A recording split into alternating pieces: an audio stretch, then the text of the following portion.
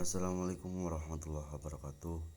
Perkenalkan, kami dari kelompok 5 ingin sedikit menjelaskan terkait pajak penghasilan pasal 26 yang beranggotakan 1. Reres Agustin, yang kedua Ihdad Dian Nurfa Latifah, yang ketiga Zuhrufa Asotigoh, yang keempat Agus Hairul Tamim, yang kelima Ibadat Aruminang Rahman. Selanjutnya, pajak penghasilan erat dengan kita karena kita adalah manusia yang wajib taat pajak. Maka dari itu kita harus tahu lebih dalam terkait pajak penghasilan pasal 26. Langsung saja kita bahas terkait pajak penghasilan. Definisi PPh pasal 26.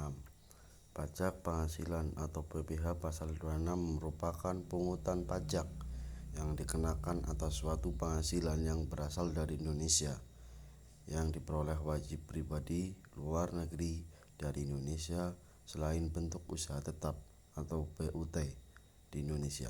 BUT diartikan sebagai subjek pajak yang dalam pelaksanaan perpajakannya disamakan dengan subjek pajak yang dikenakan atas badan negara domisili yang dijadikan wajib pajak sebagai kedudukan di luar negeri adalah negara yang menerima, mentaati atas penghasilan dan WF yang menjalankan suatu bentuk usaha melalui BUT di Indonesia. Mengenai subjek yang kedua akan dijelaskan oleh Agus Hairul Tamim. Kepadanya saya persilahkan.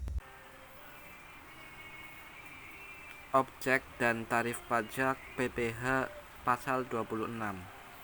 Terdapat beberapa objek pajak beserta tarif yang berlaku dalam PPh pasal 26, di antaranya dividen bunga termasuk premi, diskonto, imbalan sehubungan dengan pengembalian suatu hutang, royalti, sewa, dan penghasilan lain sehubungan dengan pemanfaatan harta, imbalan jasa, pekerjaan, serta kegiatan dikenakan tarif pajak sebesar 20% dari jumlah bruto yang diterima oleh WP. Kemudian penghasilan kecuali yang terdapat pada pasal 4 ayat 2 Undang-Undang PPh dan premi asuransi serta premi reasuransi yang dibayarkan langsung pada perusahaan asuransi luar negeri dikenakan tarif pajak sebesar 20% dari jumlah neto. Pendapatan kena pajak sesudah dikurangi PPh dari suatu BUT dikenakan tarif pajak sebesar 20% final. Dan yang terakhir, jika WP mengikuti tax treaty atau persetujuan penghindaran pajak berganda P3B antara Indonesia dengan negara pihak pada persetujuan dikenakan tarif pajak sebesar 20% dan beberapa mungkin memiliki tarif 0% dan bisa berubah. Yang selanjutnya akan dijelaskan oleh Reres Agustin. Kepadanya saya persilahkan. Reres Agustin akan menjelaskan mengenai pengecualian dan pihak-pihak pemotong dalam PPh pasal 26. Yang pertama ada pengecualian. Pengecualian untuk PPh pasal 26 ini dilakukan apabila PKP sesudah dikurangi pajak penghasilan bentuk usaha tetap yang ditanamkan kembali di Indonesia dengan syarat penanaman dalam bentuk modal perusahaan yang berkedudukan di Indonesia. Nah, bentuk modal perusahaan ini dilakukan dalam tahun pajak berjalan serta tidak mengalihkan atas penanaman kembali sekurang-kurangnya dalam 2 tahun setelah perusahaan tempat penanaman dilakukan.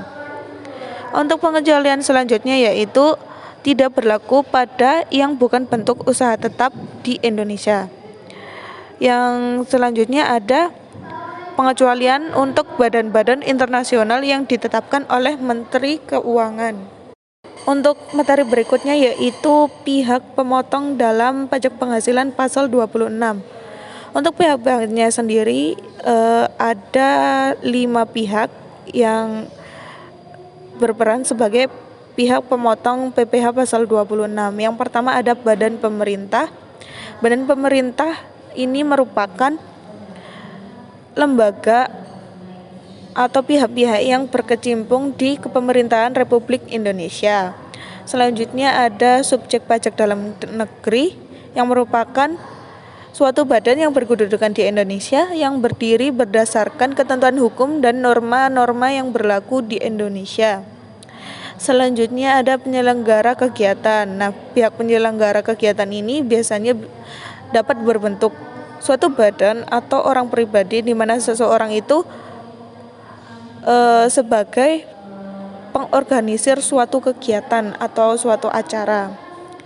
Selanjutnya ada bentuk usaha tetap. Nah, bentuk usaha tetap ini merupakan suatu badan usaha yang digunakan sebagai subjek pajak luar negeri, baik terdiri dari orang pribadi maupun badan dalam rangka melakukan kegiatan usaha di Indonesia. Yang terakhir ada perwakilan perusahaan luar negeri lainnya. Oke, yang selanjutnya akan dijelaskan oleh Zurfa Asodikoh. Tata cara pelaksanaan PPh pasal 26. PPh pasal 26 terutang pada akhir bulan dilakukannya pembayaran atau akhir bulan terutangnya penghasilan, tergantung mana yang terjadi terlebih dahulu. Pemotongan PPh pasal 26 wajib membuat bukti pemotongan PPh pasal 26 rangkap 3. A. Lembar pertama untuk wajib pajak luar negeri. B. Lembar kedua untuk kantor pelayanan pajak. C. Lembar ketiga untuk arsip pemotongan. PPh pasal 26 wajib disetorkan ke bank persepsi atau kantor pos dengan menggunakan surat setoran pajak atau SSP. Paling lambat tanggal 10 bulan takwim berikutnya setelah bulan saat terutangnya pajak.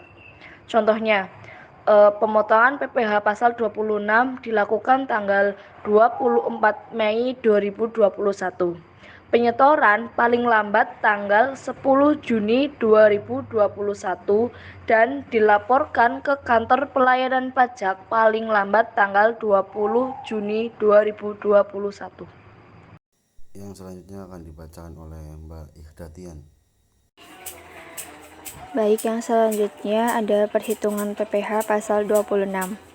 Dalam perhitungan PKP untuk WP luar negeri yang memiliki badan perwakilan dagang di Indonesia, maka terdapat penetapan norma perhitungan khusus penghasilan neto. Ditetapkan dengan pengenaan tarif pajak sebesar 1% dari nilai ekspor bruto. Kemudian, untuk pelunasan PPh pasal 26 WP yang bersangkutan dikenakan tarif pajak sebesar 0,44% dari nilai ekspor bruto. Nilai ekspor bruto merupakan suatu imbalan yang diperoleh WP luar negeri atas pembelian barang kepada orang pribadi atau badan yang berdomisili di Indonesia. Selanjutnya, saya serahkan kepada Mas Iip. Terima kasih atas apa yang telah disampaikan oleh beberapa teman saya. Kurang lebihnya mohon maaf dari kelompok 5. Semoga hal ini bisa bermanfaat untuk teman-teman semua dan pendengar terutama. Allahumma fiq ila amawitorik. Assalamualaikum warahmatullahi wabarakatuh. Rakyat bijak wajib pajak.